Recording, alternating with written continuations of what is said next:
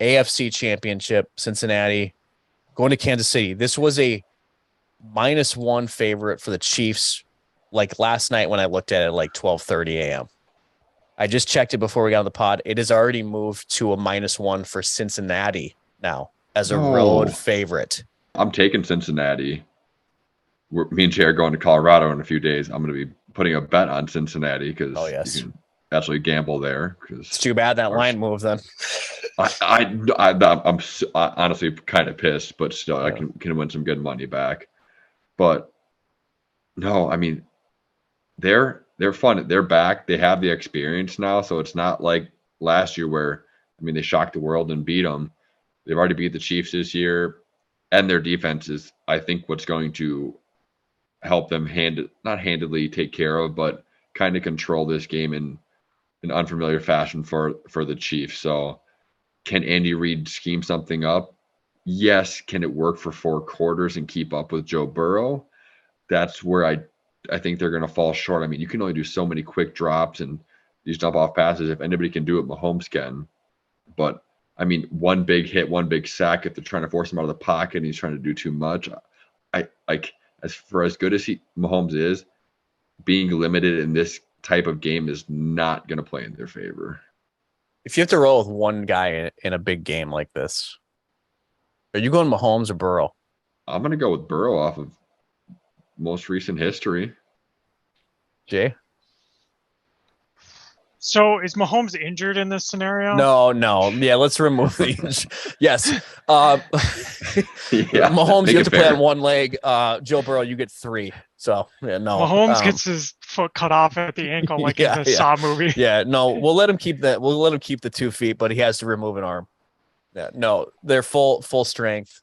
I mean, I'm always taking Mahomes. I can't not pick him. The dude's insane. I love Burrow though. He's really like same thing as you, Corey. Like watching them last. I really like this Cincinnati team. Spoiler on my pick, but like they're fun to root for. And like in Burrow, yeah, I'm becoming more and more a fan. So, but I'll pick Mahomes for that scenario question. It's hard to pick against him. If Burrow does this again, he's already got 3 straight wins against Kansas City.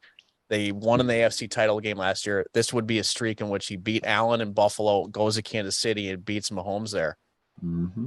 You know, Peyton Manning has more MVPs than Tom Brady, but Tom Brady had more playoff success and is viewed as the greatest quarterback ever. This is early stage stuff, obviously, for these guys. The beginning, they're still in the beginning of their great careers and long careers, hopefully. But at this stage, if Burrow wins and somehow they go on and win the Super Bowl this year, should we be viewing Burrow as the best QB in the game? I don't think Joe Burrow's lost to the Chiefs yet in his career, has he? Isn't he 3-0?